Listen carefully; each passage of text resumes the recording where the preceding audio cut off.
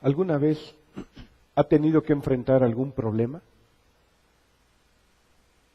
Desempleo, enfermedad, violencia, divorcio, embarazos no previstos o no deseados, pleitos de familia. ¿Qué otros problemas podríamos enfrentar? ¿Alguno ha tenido un problema que no mencioné y que debiéramos incorporarlo? La vida está llena de problemas y los seres humanos estamos llamados a enfrentarlos y a resolverlos. Ese es nuestro llamado. Sin embargo, frecuentemente nos podemos sentir apanicados, nos podemos sentir agobiados por los problemas y entonces el miedo nos incapacita para resolverlos. Nos quedamos pasmados ante los problemas. Porque a veces nuestra percepción hace ver los problemas más grandes de lo que son. Y como si fueran gigantes invencibles. Híjole, no voy a salir de esta.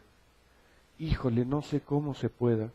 Y a veces estamos maquinando y elaborando ideas alrededor. Y la vida cristiana no está ausente de problemas tampoco. Y si alguien se lo dijo, le mintió. Hay evangelistas, charlatanes, que te ofrecen una vida color de rosa si te acercas a la iglesia, si ofrendas bien, si participas de cierto tipo de prácticas. Pero la Biblia nunca nos enseña eso, de que la vida cristiana está exenta de problemas. Si fuera así, el primero y gran mentiroso hubiera sido Jesucristo, porque vaya que enfrentó problemas, hasta la muerte, y hasta la muerte de cruz. Entonces la vida cristiana no está ausente de problemas, al contrario, Dios no nos prometió una vida sin problemas, pero lo que sí nos prometió fue ayudarnos, fortalecernos, guiarnos, acompañarnos y llevarnos hasta la victoria. Eso sí lo prometió. Así que si usted está enfrentando problemas, no se sienta privilegiado. Está viviendo la experiencia de vida normal, porque al final del día todos enfrentamos problemas. Y a veces uno cuando es niño dice, pues ¿qué problemas puede tener? Pues vea a sus compañeritos, vea a sus maestros, vea a sus vecinos y a veces son motivo de problemas, ¿o no? Ahora lo que sí me queda muy claro es que los problemas, como dicen en mi pueblo, según el sapo es la pedrada. Así que los problemas, pues mientras más grande es usted, más preparado, más experiencia, pues le van a venir problemas a la talla, ¿no? Por eso yo digo, cuando uno empieza a enfrentar problemas cada vez más grandes, usted debe darle gracias a Dios, porque eso es síntoma de que está usted creciendo. Está usted apropiándose conocimientos y experiencia que de otra forma difícilmente podría tener. Es como sucede mucho en oficinas de gobierno donde voy, la gente se queja de que a los más trabajadores se les carga la mano y que a los flojos, a los que llegan tarde, a los irresponsables, nunca les cargan la mano. Y yo les tengo que decir, pues déjeme decirle que ese es el premio a la eficiencia. Y dice la Escritura que al que se le da más, se le exige más. Y si usted es responsable, pues al que más tiene, pues más se le da. Entonces, cuando vea usted que viene su jefe o su jefa y le carga más la mano, dele gracias a Dios porque está reconociendo su capacidad. ¿Me explico? En vez de estarse lamentando y de estarse quejando este tipo de situaciones. Vamos a utilizar hoy un pasaje, una historia que es mundialmente conocida, seguramente. Y aunque no la haya leído nunca en la Biblia, al mencionarla va a decir, ay, sí, ya la he escuchado alguna vez. o por lo menos tiene idea. Es la historia de David y Goliat. ¿Verdad que sí? Ok. Primera de Samuel, capítulo 17, y vamos a ir leyendo todo el capítulo. Voy a hacer una exposición de lectura comentada, así que no vamos a leer el pasaje primero y luego hacer los comentarios, sino vamos a ir avanzando sobre la lectura. Este es un encuentro interesante, dice la Escritura, primero de Samuel, capítulo 17, y prácticamente estaremos leyendo todo el capítulo. Dice, los filisteos los filisteos reunieron sus ejércitos para la guerra, concentrando sus fuerzas en Soco, pueblo de Judá. Acamparon en Efes-Damín, situado entre Soco y Aseca. Por su parte, Saúl y los israelitas se reunieron también, y acampando en el valle de Elá, ordenaron sus filas para la batalla contra los filisteos. Con el valle de por medio, los filisteos y los israelitas tomaron posiciones en montes opuestos. Un famoso guerrero, oriundo de Gat, salió del campamento filisteo. Su nombre era Goliat y tenía una estatura de casi 3 metros. Llevaba en la cabeza un casco de bronce y su coraza, que pesaba 55 kilos. También de 55 kilos. También era de bronce, como eran las polainas que le protegían las piernas y la jabalina que llevaba al hombro. El asta de su lanza se parecía al rodillo de un telar y tenía la punta de hierro que pesaba casi 7 kilos. Delante de él marchaba su escudero. Goliat se detuvo ante los soldados israelitas y los desafió. ¿Para qué están ordenando sus filas para la batalla? ¿No soy yo un filisteo y no están ustedes al servicio de Saúl? ¿Por qué no escogen a alguien que se me enfrente? Y si es capaz de hacerme frente y matarme, nosotros les serviremos a ustedes. Pero si yo lo venzo y lo mato, ustedes serán nuestros esclavos y nos servirán. Dijo además el filisteo, yo desafío hoy al ejército de Israel, elijan a un hombre que pelee conmigo. Al oír lo que decía el filisteo, Saúl y todos los israelitas se consternaron y tuvieron mucho miedo. Aquí la primera parte de la lectura. Tenemos el contexto. 2 pueblos a punto de pelear. Está el valle de por medio, el ejército israelí en un monte y enfrente el ejército palestino o filisteo también. Ahí están los dos. Y dice más adelante que durante 40 días esta situación sucedía. Estaban listos para pelear. Y me recuerda mucho cuando era niño, que estaba en la primaria y en la secundaria, cuando de repente uno se iba a pelear. Y me imagino que todos los varones aquí tienen experiencia en esto, de repente llega ahí, ¿qué? ¿Qué? Pues agárreme, y empieza uno, y se separan y no pasa nada. Y no faltaba el que amarraba ahí navajas y decía, bueno, a ver, el que escupa primero, ¿no? Y ponía ahí la mano a ver si alguien escupía, y se escupía, quitaban la mano para que se calentaran los ánimos y se pelearan. ¿Vivieron eso? ¿No lo vivieron? Tú sí. Santa paliza que les has de haber puesto, me imagino. Y así estaba el ejército. Los 2 ejércitos estaban ahí con el valle de en medio y salía Goliat todos los días. Un hombre de 3 metros, otra versión dice que más o menos eran 3 metros 20 centímetros su estatura, con un pectoral de 50 kilos. ¿Qué tal, O sea que el tipo debía estar fuerte. La cabeza de la lanza, 7 kilos, la pura punta. Así que el tipo era un hombre al que había que temerle. Y salía y vociferaba y provocaba al ejército de Israel. ¿Y qué hacía el ejército de Israel? Ahí en el último verso que leímos.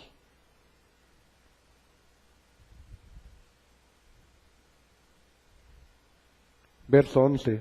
Al oír lo que decía el filisteo, Saúl y todos los israelitas se consternaron. Y, diría mi abuela, cuscús, les daba miedo. Ahora fíjense, Saúl era un hombre alto. Dice la Escritura que Saúl le sacaba a cualquier judío el tamaño de la cabeza. Así que podría estar un poco de 2 metros o un poco más. Y de todas maneras, y Saúl era hombre de guerra. Era colérico el hombre. Era peleonero. Y escuchaban al filisteo que venía y provocaba y todos corrían. Me recuerda mucho una escena que viví hace muchos años allá en Tijuana, lo que se llama el bordo de Tijuana, donde pasan todos los migrantes. Y es muy interesante, si algún día tienen la oportunidad de ir, es un espectáculo. Están todos los migrantes mexicanos y centroamericanos y sudamericanos en lo que es literalmente el bordo, que es una reja, una malla. Y entonces la gente se sube y ahí están sentados. Y están esperando que algún pollero dé la señal. Y entonces resulta que están ahí trepados y entre que dan la señal o no, algunos se empiezan a bajar. Y si no ven patrulla o algo, se empiezan a adentrar en el territorio gringo. Y empiezan a llegar las patrullas y otra vez corren y se trepan. Y ahí están. Y se van las patrullas y se vuelven a bajar. Y regresan las patrullas y corren otra vez. Y así están todo el día, todos los días del año. Se calculaba hace 20 años más o menos que brincaban alrededor de 5,000 indocumentados diarios, de los cuales lograban quedarse del otro lado 500. 4,500 eran regresados. Bueno, imagínense así al pueblo de Israel. Salían a la batalla, llegaba Goliat, todos corrían. Se iba Goliat y otra vez bajaban. 40 días esa historia. ¿Ustedes creen que tendrían algún problema los judíos? Tenían muchos problemas. Uno de ellos se llamaba Goliat, pero el otro eran sus miedos.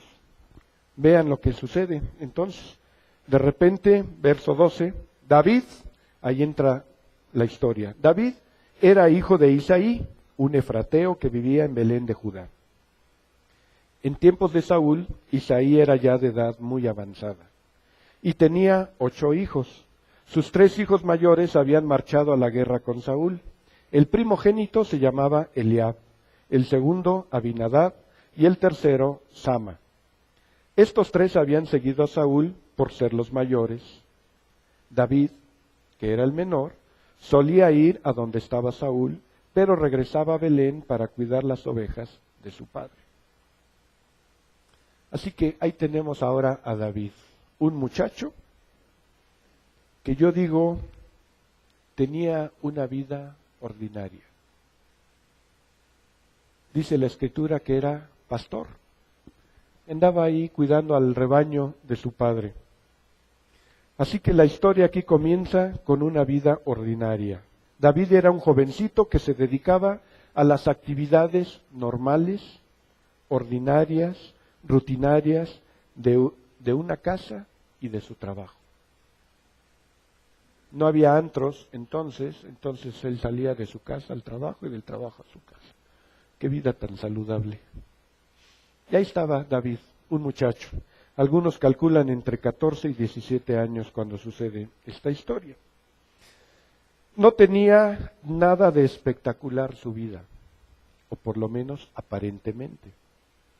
Hasta ahí no dice más, ¿cierto? Simplemente dice que iba a donde estaba el campamento con Saúl y regresaba con su padre para hacer sus tareas. Verso 16, el filisteo salía mañana y tarde a desafiar a los israelitas, y así lo estuvo haciendo durante 40 días. Un día, Isaí le dijo a su hijo David, toma esta bolsa de trigo tostado y estos 10 panes, y vete pronto al campamento para dárselo a tus hermanos. Lleva también estos 3 quesos para el jefe del batallón. Averigua cómo les va a tus hermanos y tráeme una prenda, prueba de que ellos están bien. Los encontrarás en el valle de Elá con Saúl y todos los soldados israelitas peleando contra los filisteos. Bueno, al menos eso creía el papá, que estaban peleando, pero lo único que estaban haciendo era puras bravuconadas, no pasaba de ahí. Y entonces vemos ahí a David. ¿Y qué sucede? Verso 20. David cumplió con las instrucciones de Isaí. Se levantó muy de mañana y después de encargarle el rebaño a un pastor, tomó las provisiones y las puso en camino. Llegó al campamento en el momento en que los soldados, lanzando gritos de guerra, salían a tomar posiciones. ¿Ven qué chistoso? Dice que lanzaban gritos de guerra, pero no se daban. Llegaban y gritaban y se paraban ahí y luego corrían. Ahí tenemos a David. Decía yo entonces, David aparentemente no tenía nada de espectacular su vida. Diríamos, era un chico aburrido. Nada espectacular su vida. ¿Alguna vez se ha sentido así? ¿Que tiene usted un proyecto de vida ordinario? ¿Alguna vez se ha sentido? No diga que no, porque todos lo hemos vivido. Alguna vez lo hemos enfrentado. Y dicen, ¿y qué? La rutina, todos los días, levántate, ve a la escuela, haz tu tarea, regresa a tu tarea, va a la escuela, y de repente ya estás más grande, y el trabajo, y regresas, y el trabajo, y vas, y de repente uno se pregunta, ¿y qué tiene de extraordinario esta vida? Bueno, si bien no se muestra una vida extraordinaria, aparentemente, sí se observa una vida disciplinada y una vida de obediencia a su padre. El padre le da una indicación importante. ¿Cuál era? Que fuera a ver a sus hermanos. ¿Cierto? Y entonces dice, verso 20, David cumplió con las instrucciones de Isaí, ¿y qué hizo? Se levantó muy de mañana, obediente, diligente. Ay, ¿a cuántos chicos conozco? Y no voy a decir nombres para no agraviar a los presentes. Pero les da el padre o la madre una instrucción. Voy, ahorita, ya mero. Y la escritura dice que David fue diligente y desde tempranito se levantó a seguir las indicaciones del padre. Ahora, David no tenía ni la más remota idea de lo que iba a suceder. Él simple y sencillamente estaba obedeciendo las instrucciones de su padre. Ve con tus hermanos, llévales esto y tráeme prueba de que están bien, que están vivos. Eso era todo lo que tenían que hacer. Así que, aunque aparentemente David no tenía una vida espectacular ni extraordinaria, sí era extraordinaria en tanto que era obediente y que era diligente. Y déjeme decirle, una persona que es obediente y que es diligente desarrolla una vida extraordinaria. Yo no sé por qué la gente ordinaria quiere resultados extraordinarios. Ray constantemente en la oficina dice, si queremos resultados extraordinarios, tenemos que hacer algo extraordinario. Eso es lo extraordinario. Y lo extraordinario en el contexto de muchas familias es encontrar a alguien obediente. ¿O no? Porque hoy está en duda la autoridad, especialmente la de los padres, con esta famosa jugarreta que de los derechos de los niños. ¿Y por qué te voy a obedecer? ¿Y tú quién eres? Tú me trajiste al mundo. Y cuando mi hijo me salió con eso, le digo, y también te mantengo. Así que si no quieres que te siga manteniendo, te vamos a dejar a la Comisión de Derechos Humanos y que se hagan cargo de ti, con todo gusto. Pero mientras yo te mantenga, tienes la obligación moral de obedecer. Ahora, más allá de eso, que podría yo ejercer una autoridad legal, dice la Escritura que honres a tu padre y a tu madre para que te vaya bien. Yo no sé cómo hijos groseros y desobedientes espera que les vaya bien por la vida, que tengan buenos trabajos, que tengan buenas familias, que vivan bien. La promesa de Dios es muy clara. Honra a tu padre y a tu madre para que te vaya bien. Y una de las formas en que se honra al padre y a la madre es obedeciéndolos. Así que tenemos aquí a un muchachito quinceañero más o menos, obedeciendo al padre. Muy de mañana se levanta para cumplir con las instrucciones que le dio su padre. Yo ya descubrí que los mexicanos tenemos una forma muy elegante para decir no lo voy a hacer. Es ahorita. Limpia tu cuarto, ahorita. Haz tu tarea, ahorita. Y nos encanta esa expresión, es muy elegante para no decirle a alguien no lo voy a hacer o no lo quiero hacer. David no respondió así, David obedeció y desde muy temprano entonces aplicó lo que su padre le había encomendado. Esto entonces lo posiciona, dice ahí en el verso 20, que llegó al campamento justo, fíjense, llega al campamento justo en el momento en que los soldados estaban lanzando gritos de guerra y salían a tomar sus posiciones. Los israelitas y los filisteos otra vez se alinearon frente a frente, bien bravos ahí, los dos ejércitos. David, por su parte, dejó su carga al cuidado del encargado de las provisiones y corrió a las filas para saludar a sus hermanos. Esa era la encomienda que tenía, no estarse distrayendo en otras cosas, fue a ver cómo estaban sus hermanos.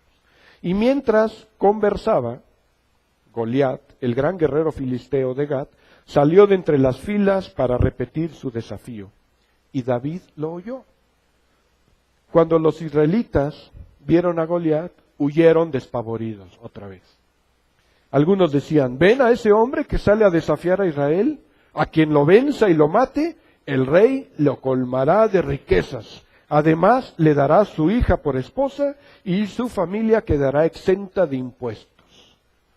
Yo me conformo con eso último, que quede exento de impuestos aquí en Israel. Entonces David oye eso, a ver cómo está eso, y se acerca.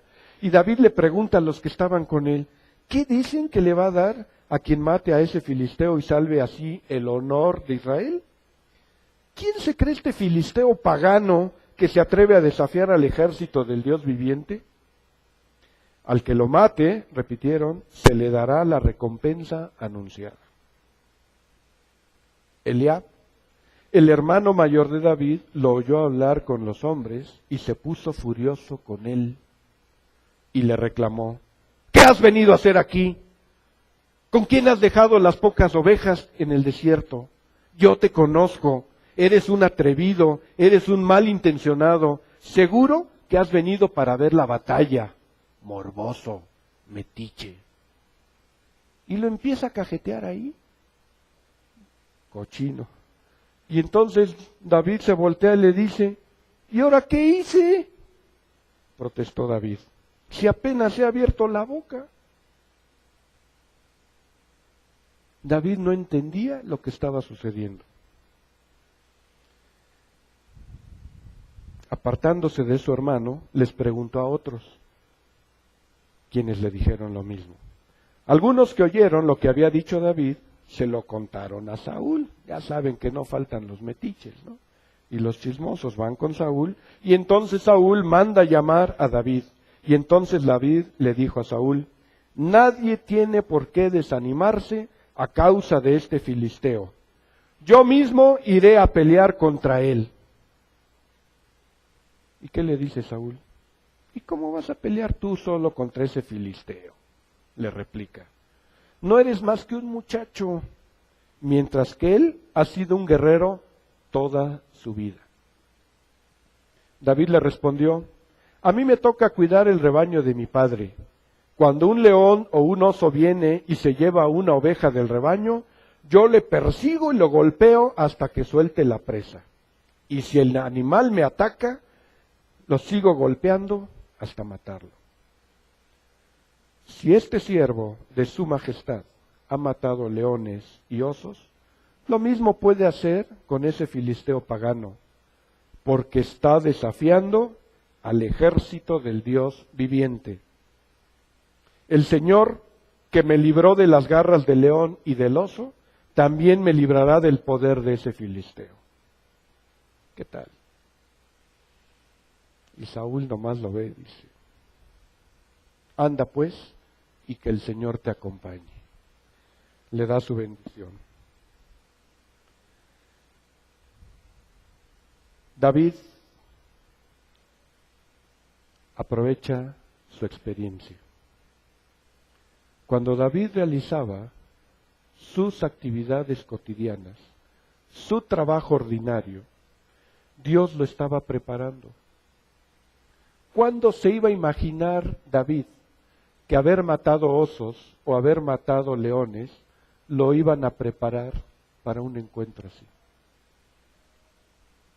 Sin embargo, él hacía su trabajo, y su trabajo era vigilar y velar por el rebaño de su padre. ¿Me explico? A veces uno no se da cuenta que Dios nos permite pasar por ciertas experiencias como parte de nuestra preparación, como parte de nuestra formación para algo más grande.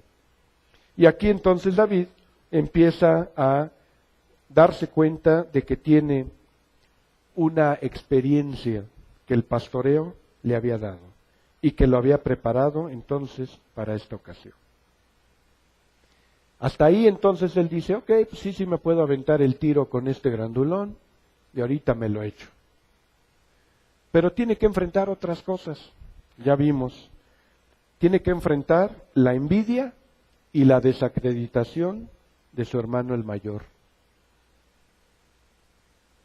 ¿Se da cuenta? Eliab lo confronta, lo menosprecia. El menosprecio de Saúl, verso 33. ¿Cómo vas a pelear contra aquel? ¿Cuál era el argumento de Saúl? Eres un muchachito, hombre. Y un muchachito al que le dicen eso ya calienta, ¿no? ¿O no? ¿No te pican en el orgullo? Y dices, ¿qué? Estás mocoso todavía, hombre. Es que yo sí puedo. Bueno. La envidia y la desacreditación del hermano mayor, el menosprecio de Saúl por ser joven y no guerrero. Después, dice, verso 38, luego Saúl vistió a David con su uniforme de campaña, le entregó también un casco de bronce y le puso una coraza. David se ciñó la espada sobre la armadura e intentó caminar. Pero ¿qué creen? No pudo. Y no pudo porque no estaba acostumbrado. David era todavía un joven, adolescente, quinceañero. Saúl era el rey, un hombre que sacaba la estatura de cualquier ciudadano promedio israelita con una cabeza. Así que su armadura pues, debió ser grande. Y yo me imagino como cuando pasa con los niños, que de repente se ponen el saco o los zapatos del papá y quieren caminar. ¿Cómo se ven? Ahí los chamaquitos ahí de 5 años, 4 años, jugando al papá. Y pobrecitos a veces ni pueden levantar el pie por los zapatotes o se tropiezan con la misma ropa porque le queda grande. Imagínese a David así, con el uniforme real de campaña. Y de todas maneras no se puede mover. Como robotín moviéndose, y dice, no, francamente salir a pelear así no es posible. ¿Y qué hace entonces David? Verso 39, David se ciñó la espada sobre la armadura e intentó caminar, pero no pudo porque no estaba acostumbrado. No puedo andar con todo esto, le dijo a Saúl. No estoy entrenado para ello. Así que otra cosa que tuvo que enfrentar David fue una armadura que no le quedaba, que le quedaba grande. Es decir, recursos que le estaban proporcionando pero que le eran ajenos. De modo que se quitó todo aquello. Tomó su bastón, fue al río a escoger 5 piedras lisas y las metió en la bolsa de pastor. Luego, honda en mano, se acercó al filisteo. Este, por su parte, también avanzaba hacia David detrás de su escudero. Le echó una mirada a David y al darse cuenta que apenas era un muchacho, trigueño y buen mozo, ¿qué hizo? Lo despreció. Lo despreció. Otra versión dice que era guapo y joven. ¿Qué problema ser joven, no? ¿O no? ¿Por qué menospreciamos a los jóvenes, los que ya no somos tan jóvenes? ¿Por qué los menospreciamos?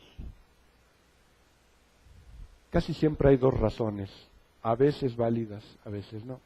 Pero una de ellas es por su falta de experiencia.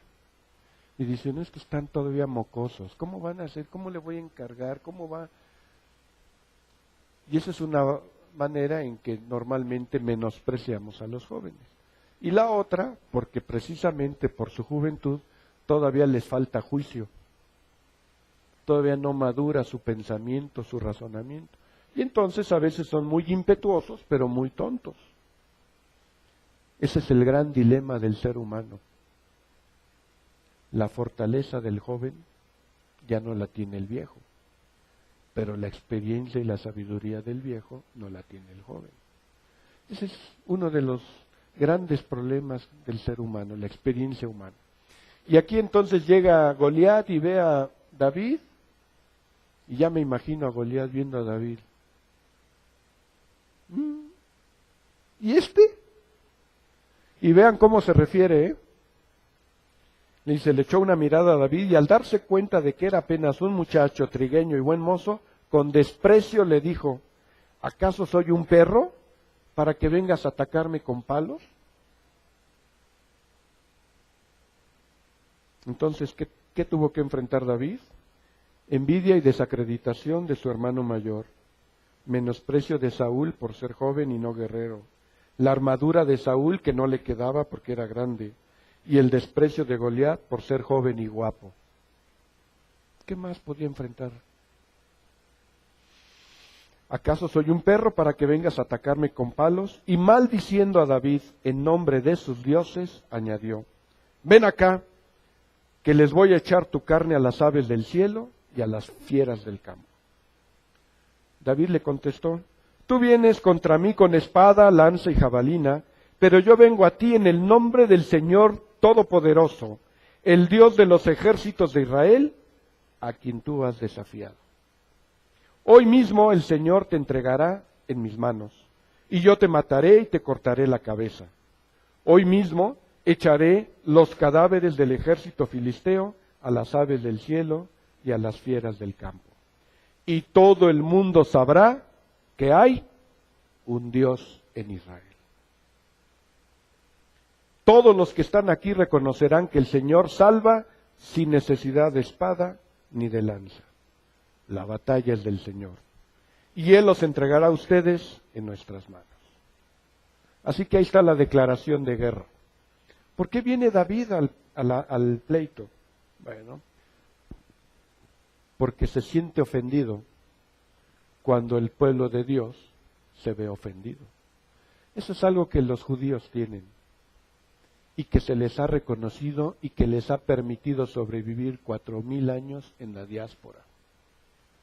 Y cuando desaparecieron las tribus de la faz de la tierra, 1948, se vuelve a constituir el Estado de Israel, reconocido por las Naciones Unidas, con territorio propio, con recursos propios, y hoy por hoy, una de las potencias económicas más fuertes del mundo. Hay identidad. Ojalá esa identidad también la tuviéramos los mexicanos. Que cuando alguien ofende a un mexicano, de verdad nos pusiéramos así. Pero no era solamente un problema étnico, era un problema de Dios. Tus dioses vienen a insultar a mi Dios y nuestro Dios nos va a dar la victoria. ¿Qué tal? Y Goliat como que yo creo que no entendía estas palabras. ¿Y qué hace Goliat?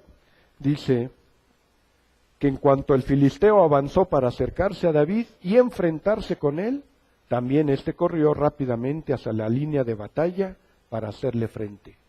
Ahora sí que en vez de correr al contrario, corrieron a encontrarse. Ahora sí, llegó la hora. Y metiendo la mano en la bolsa, sacó una piedra y con la honda se la lanzó al filisteo, hiriéndolo en la frente.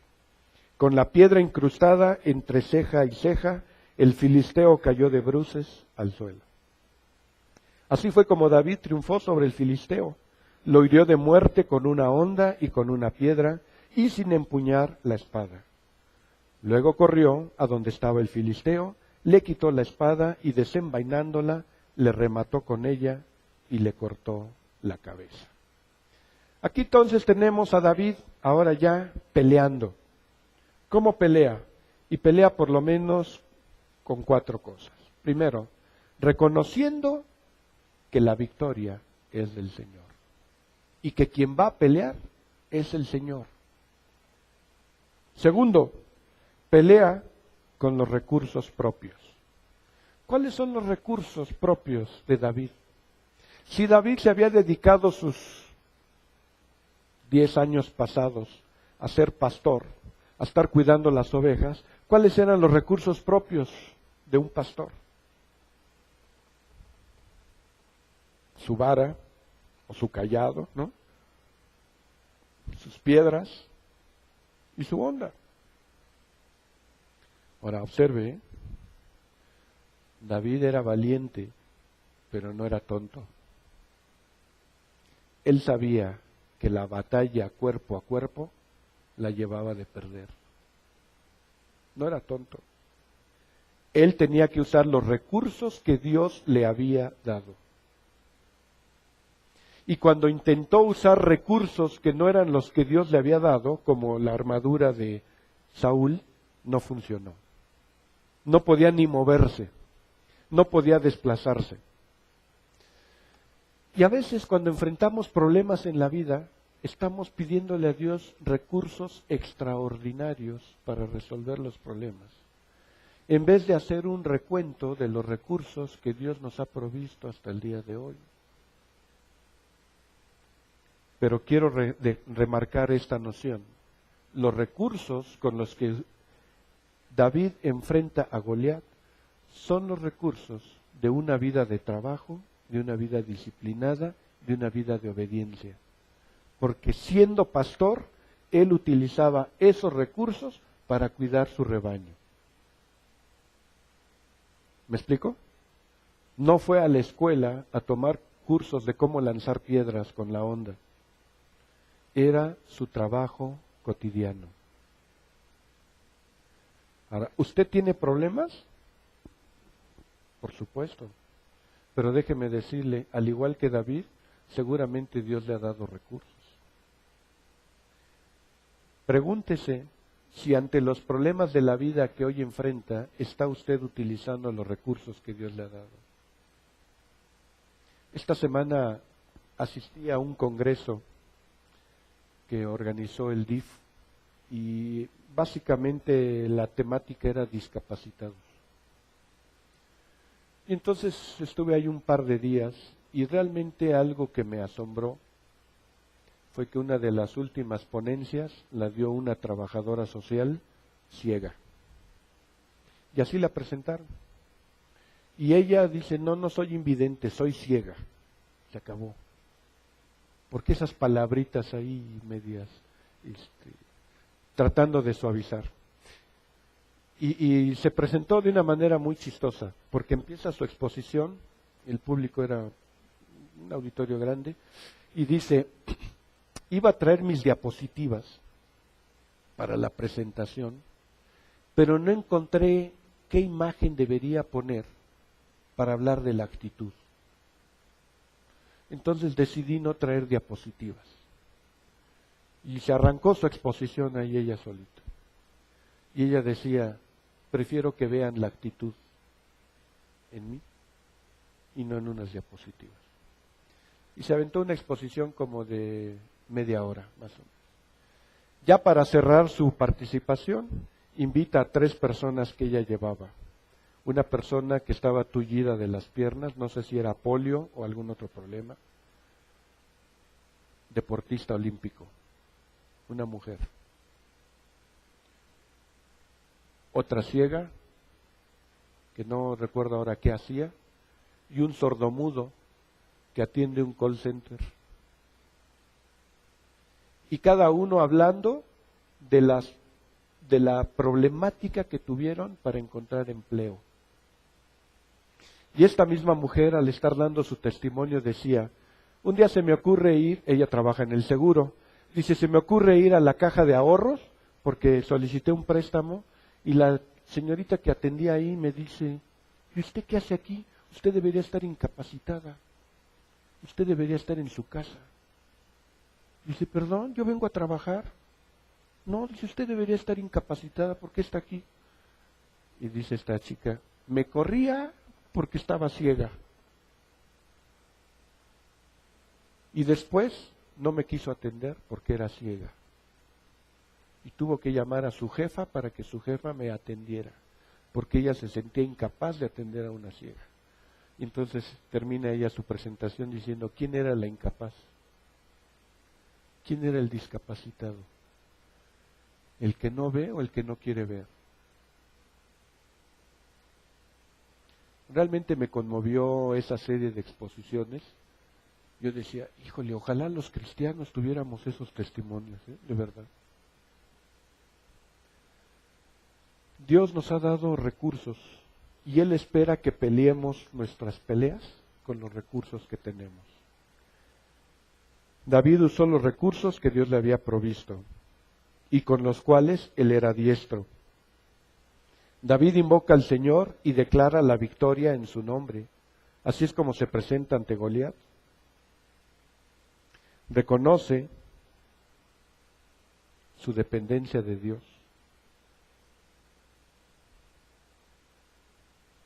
Esta historia nos muestra que si el hombre hace su parte, Dios hace su parte. ¿Me explico? Algunos caracterizarían esta historia como una historia milagrosa. Y en un sentido, cada vez que Dios opera en la historia es un milagro, eso es cierto, eso es correcto. Pero en otro sentido podríamos hacer un análisis de qué fue lo que sucedió y por qué David llegó al momento en que estaba ahí. Entonces, si regresamos la película, nos podemos dar cuenta que David estaba ahí en ese momento preciso porque obedeció a su padre. Su padre lo mandó para que fuera a ver cómo estaban sus hermanos. ¿Me explicó? Él ni siquiera había pensado estar en la pelea, mucho menos ser el protagonista de la pelea. Segundo, haciendo el trabajo que él tenía que hacer como pastor, eso lo había habilitado en el manejo de ciertos recursos, como era el manejo del cayado, el manejo de la honda, el manejo de las piedras, y eso fue lo que lo preparó para estar en ese momento listo para enfrentar a Goliat. El hombre hace su parte y Dios hace su parte. ¿Tiene usted problemas? ¿De verdad quiere salir victorioso frente a sus problemas? Pues yo digo que hay que aprender mucho de esta historia, ¿no? Dios es el Dios de la historia. Ese debe quedarnos claro.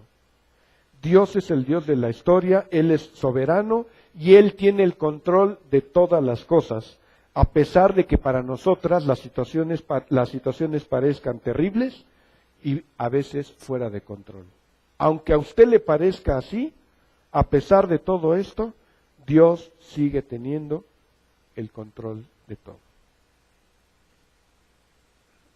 ¿Me explico?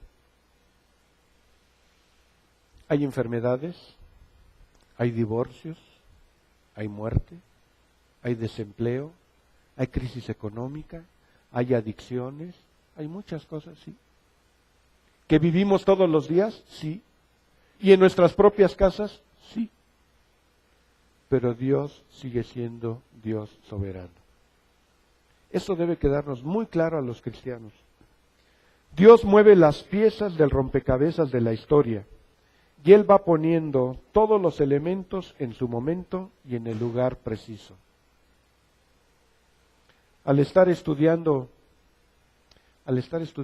el material para el sermón, me acordaba, no sé por qué me vino a la mente Lupita. Y decía, yo conocí a Lupita en este lugar hace ya 8 meses, 10 meses quizás. Y la conocí en este lugar porque estábamos dando un curso a la Secretaría de Salud. Y ella vino a ese curso. Y empezamos a platicar. Y fue muy chistoso el encuentro o el desencuentro, no lo voy a narrar todo, pero una de las cosas que me decía cuando les pedía a los participantes que se presentaran, ella decía, yo no quería venir al curso, me obligaron a venir y estoy aquí a fuerzas y estoy enojada. Así llegó al curso. Cuando yo digo que Dios pone las piezas de la historia, las piezas del rompecabezas de la historia, ese viernes que nos despedíamos le decía yo a Lupita, no es accidente que hayas venido al curso ni que nos hayamos encontrado acá. Dios tiene propósitos. Y por algo te peleaste con tu jefa y tu jefa te mandó al curso. Porque el Señor tenía propósitos para ella. Y aquí está. Y podríamos hablar de muchos otros casos similares. Lo que quiero decir es, Dios va acomodando las piezas del rompecabezas y de pronto empezamos a darnos cuenta que la historia tiene un propósito. Aunque en ese momento la pieza que nos corresponde no tiene mucho sentido. ¿Qué sentido podría tener para David que su papá le dijera, ve a ver cómo están tus hermanos? Ahorita. Y sin embargo, por ser aplicado en la orden, en la instrucción del papá, eso lo puso en el lugar y en el momento preciso. ¿Me explico? Porque justamente llegó cuando estaba bravuconeando Goliat frente al ejército de Israel. Dios mueve las piezas del rompecabezas de la historia, poniendo todos los elementos en el momento y en el lugar preciso. Por lo tanto, le corresponde al hombre estar listo y preparado para actuar cuando se requiere y con los niveles más altos de desempeño. De verdad, es penoso ver cómo de pronto enfrentamos alguna experiencia que estuvimos anhelando y por no estar listos, por no estar preparados, perdimos la oportunidad. ¿Alguna vez le ha pasado que tuvo una oportunidad y le dio miedo? Que tuvo una oportunidad y dijo, no, es que todavía me falta un poquito más. Que tuvo la oportunidad y lo titubeó, que tuvo la oportunidad y de repente se fue la oportunidad.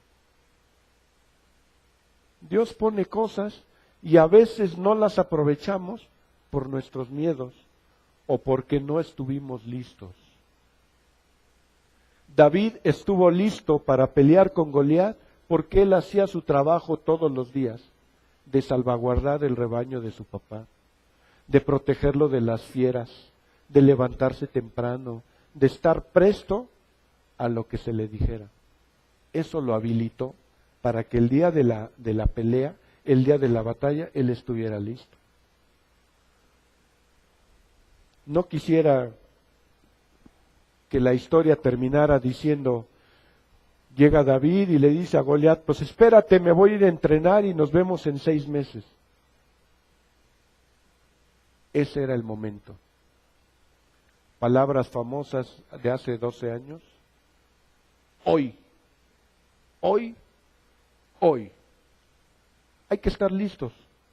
Dios mueve las cosas, pero a veces nosotros no estamos listos. Y por eso es que no ganamos las peleas y no obtenemos la victoria. Así que mientras Dios mueve las piezas, le corresponde al hombre estar preparado y listo para actuar. Dios nos habilita para enfrentar la vida.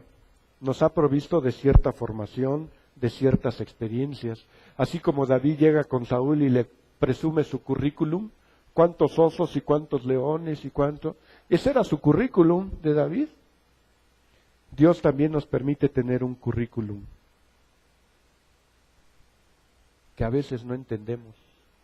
¿Por qué me llevó el Señor por este camino? ¿Por qué me permitió esta experiencia? ¿Por qué estudié esta carrera? ¿Por qué me llevó a este trabajo? Y a veces no nos damos cuenta de que lo que está haciendo Dios es ir conectando las cosas.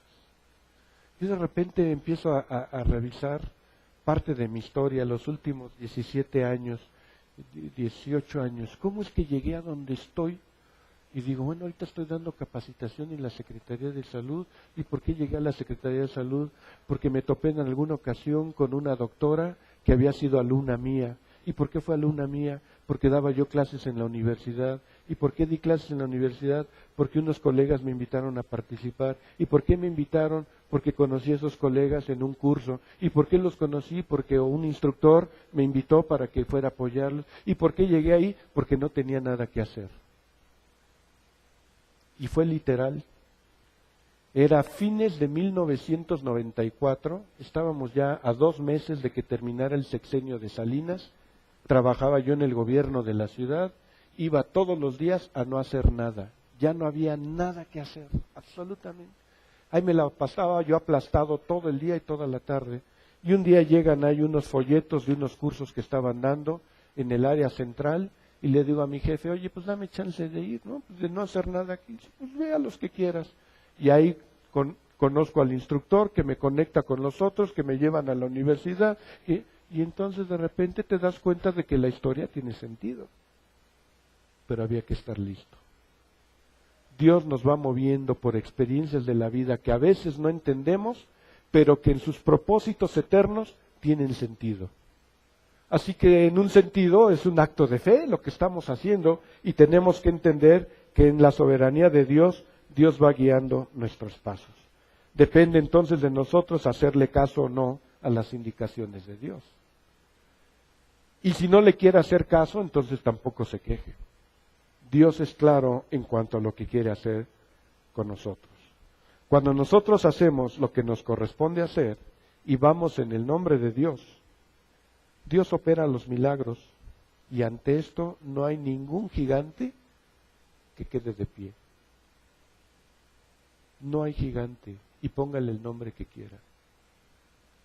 No hay gigante que quede de pie.